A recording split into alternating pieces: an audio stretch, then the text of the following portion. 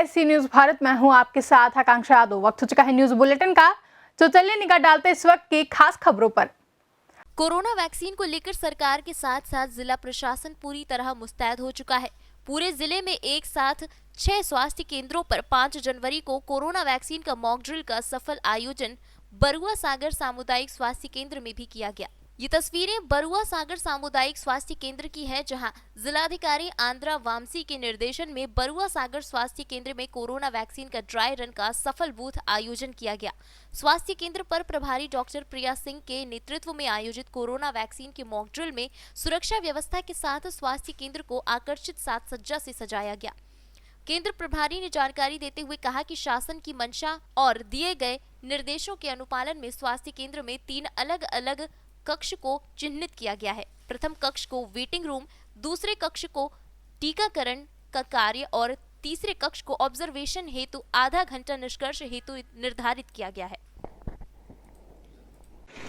Sir, आज यहाँ किस तरह का कार्यक्रम आयोजित किया जा रहा है? आज जनपद में कोविड-19 के टीकाकरण के अंतर्गत जनपद के 6 क्षेत्र लिए गए हैं, जिसमें से एक बरुआ सागर CSC पे भी टीकाकरण का ड्राई रन कैंपेन होना है और चल रहा है। ये समय वर्तमान में सुबह 10 बजे से चालू था। हमारे जितने भी स्वास्थ्य कर्मचारी थे वो सब यहाँ पे उपस्थित हो गए थे 9 बजे से, और MOIC डॉक्टर प्रिया सिंह यहाँ पे उनके नेतृत्व में जितने कर्मचारी उनके अंडर में थे उनको सब ने पूरा सहयोग दिया है। और ये फर्स्ट फेज़ की एक ड्राई रन कैंपेन था, जिसमें 25 लाभार्थियों को टीकाकरण का एक रनवे प्रोसेस करानी थी, जिसमें 3 रूम्स बनने थे। सबसे पहला जो था वेटिंग हॉल था, वेटिंग हॉल के बाद टीकाकरण हॉल है और फाइनली ऑब्जर्वेशन हॉल है, जहाँ पे 30 मिनट रुकने के जो भी लाभार्थी आएंगे उनको 30 मिनट रुकने का कहा गया हुआ है, निर्देशित है। तो इस प्रोसेस में आज 25 लाभार्थी जो कि हमारी आशा कार्यकारिणी है जनपद की, उनको चयनित किया गया। सबसे पहले यहाँ पे सुरक्षाकर्मी भी तैनात है यहाँ पे, जैसे कि आपने देखा हुआ है। उसके बाद हमारी स्टाफ नर्स ANM LH भी तैनात है जो कि टीकाकरण कर रहे हैं। फिर सत्यापनकर्ता कर्मचारी भी है जो कि अपने मोबाइल ऐप पे जो भी 25 लाभार्थी आ रहे हैं उनका ID देख के उनको चयनित करता है, उनको देखता, सत्यापन करता है और सत्यापन करने के बाद वो टीकाकरण कक्ष में जाते हैं। टीकाकरण कक्ष में टीकाकरण करने के बाद एक प्रोसेस होगी और टीका एक्चुअल में नहीं लगाया जाएगा, लेकिन पूरी प्रोसेस चलेगी और उसके बाद फिर वो ऑब्जर्वेशन रूम में उनको भेजा जाएगा, जहाँ पे उन्हें 30 मिनट वेट करना पड़ेगा। तो आगामी दिनों में जो टीकाकरण की प्रोसेस होनी है जनपद में, उसकी एक पूरी कार्य रेखा ली गई है, उसी के तहत यहाँ पे आज कार्य किया जा रहा है। यहाँ पे जो नोडल ऑफिसर हैं यहाँ की वो डॉक्टर प्रिया सिंह है और बाकी समस्त स्वास्थ्य कर्मचारी ANM, स्टाफ नर्स, LHB सब यहाँ पे, हेल्थ सुपरवाइज़र, SI जो सुपरवाइज़र हैं यहाँ पे, वो सब पूरे कल से पूरी तरह से लगे हुए हैं, पूरा योगदान दिया, कड़ी मेहनत की है और ये कार्यक्रम पूरी तरह से सफल हो रहा है। ठीक, थैंक यू सर। बरुआ सागर से सी न्यूज संवाददाता विनोद साहू की रिपोर्ट। झांसी के मऊ रानीपुर तहसील सभागार में जिला स्तरीय तहसील दिवस का आयोजन किया गया। जिलाधिकारी आंद्रा वामसी की अध्यक्षता में किए गए इस तहसील दिवस में भारी भीड़ होने पर जिलाधिकारी ने प्रांगण में ही फरियादियों की समस्याएं सुनी। जिलाधिकारी ने बताया कि इस मौके पर उन्हें 350 प्रार्थना पत्र प्राप्त हुए। सर, आज मंगल दिवस में सर क्या क्या शिकायत रही सर आज यहाँ मुख्य रूप से जो मौरानीपुर ब्लॉक से जुड़े हुए स्वयं सहायता समूहों का एक मेजर शिकायत है कि उनकी ऋण वितरण में कुछ अव्यवस्था है। तो फिर उसके संबंध में हम अपने BDO से और LDM से बात करके इसको दूरी करने के लिए एक जांच कमेटी गठन कर रहे हैं। कुछ किसानों की शिकायत है कि बिजली कनेक्शन को देखते हुए और बिजली की कटौती को देखते हुए, और एक्सन मौरानीपुर विद्युत वाले हैं जिनकी कार्यशैली पे हम लोग भी चेतावनी जारी कर चुके थे, तो फिर और अग्रिम कार्रवाई करने की तैयारी की जा रही है। और कुछ लाभार्थियों को प्रधानमंत्री आवास का किस्त नहीं मिला था, लेकिन वो ऊपर से जुड़े हैं, जैसे इंस्टॉलमेंट रिलीज़ होने की संभावना है तो फिर हम सूचित कर देंगे। तब तक इन लोगों का अपना आवास को पूरी करना बहुत ज़रूरी है। आवास की मतलब लिंटल तक पूरी करना ज़रूरी है। कुछ लोगों की पेंशन की शिकायतें हैं, जो पहले से पेंशन मिल रहा था जो नहीं मिल रहा है, उसकी एनरोलमेंट के काम भी शुरू करा रहा है। और इसके अलावा कुछ मतदाता सूची संबंधित शिकायतें भी हैं और सेक्टर की या पत्थरगड्डी के संबंध में शिकायत भी। ये सारी चीज़ों को देखते हुए लगभग 350 के आसपास शिकायत हमारे संज्ञान में प्राप्त हुई है आज।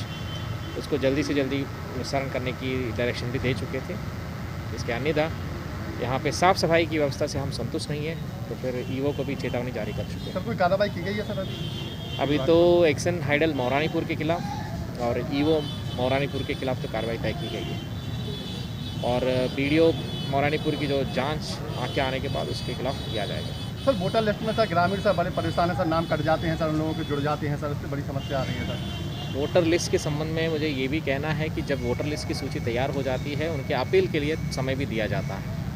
तो अपील की जो समय है या अनापत्ति दर्ज करने का जो समय है, आपत्ति दर्ज करने का जो समय है, उसको अच्छी तरह से इस्तेमाल किया जाए और अपना जो भी है फॉर्म ज़रूर भरवा के फिर दे दीजिए, हम उसको पुनः परीक्षण कर देंगे।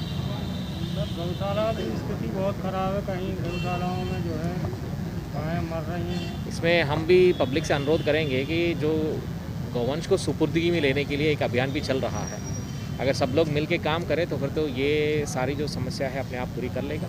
फिर भी गौशाला में जो धनराशि वितरण करना है कल हम जारी कर चुके थे, कुछ और अन्य गौशालाओं के निर्माण के संबंध में भी कार्रवाई तय की गई।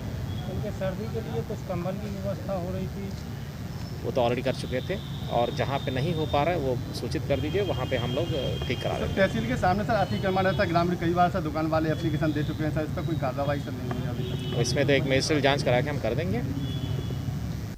मौरानीपुर से सी न्यूज़ संवाददाता असलम मोमिन अंसारी की रिपोर्ट।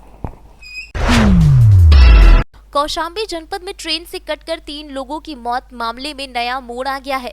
लड़की की मां सुनीता देवी ने अपर पुलिस अधीक्षक को शिकायती पत्र देकर अपने दामाद पर हत्या कर लाश रेलवे ट्रैक पर फेंकने का गंभीर आरोप लगाया है। पुलिस ने जांच कर कार्यवाही का आश्वासन दिया है। हम अपने बेटे का इंसाफ ले मांगने आए। क्या बात हुई थी, पूरी बात बताइए। बेटे को हमारे दहेज की खातिर बहुत सताया जाता था, मारपीट करते थे, गाड़ी की खातिर मारपीट किया। 3 बच्चों को, 2 बच्चे, एक बेटी को मार के रेलवे में फेंक आया और बोल रहा है वो अपने से मरी है।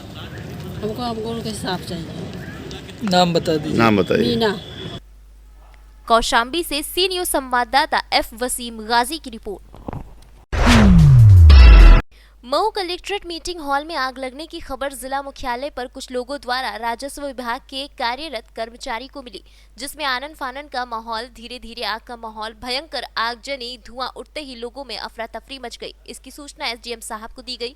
एसडीएम और एडीएम सहित आला अधिकारी हक्के बक्के रह गए। तुरंत ही फायर ब्रिगेड को बुलाया गया। फायर ब्रिगेड को आने में 48 मिनट लगे, तब तक आग बेकाबू हो गई। फायर ब्रिगेड की मदद से आग बुझाई गई।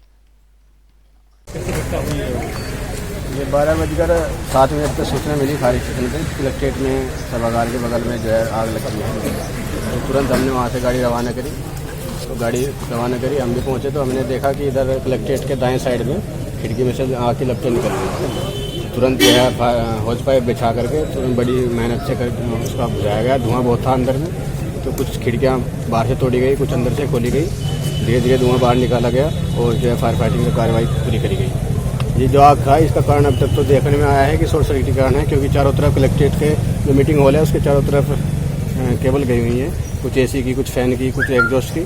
तो अभी प्रथम दृष्टया देखने में यही लग रहा है कि शॉर्ट सर्किट की वजह से जो है केबल में आग लगी है। चारों तरफ केबल में आग की वजह से अंदर का कुछ सामान जल गया है, कुछ कुर्सियाँ, मेज और जो बाकी एसी और कुछ फैन और एग्जॉस्ट वगैरह थे, और फॉल सीलिंग में भी आग लग गई है। केबल जलकर पूरी राख हो गई है।